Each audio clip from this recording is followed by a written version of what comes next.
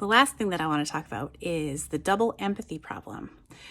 So this is a concept that is related to the stereotypical view that autistic people lack empathy.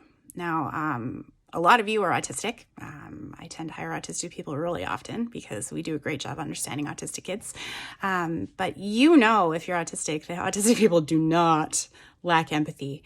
I myself am sometimes almost plagued with too much empathy to the point that I can't always watch the news.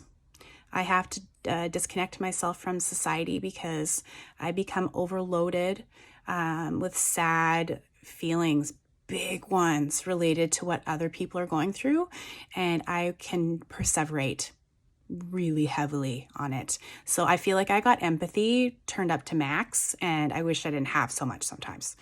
So what the double empathy problem is that society sees autistic people's communication deficits, because we communicate differently. They're not necessarily deficits.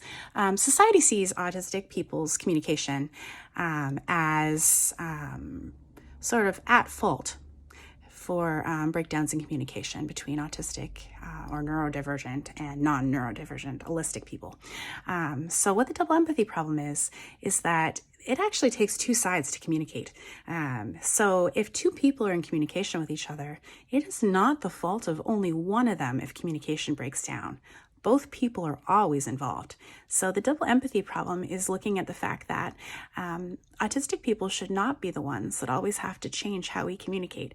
Neurotypical people often have to make changes to how their understanding of communication situations are and what they expect from the situation as well.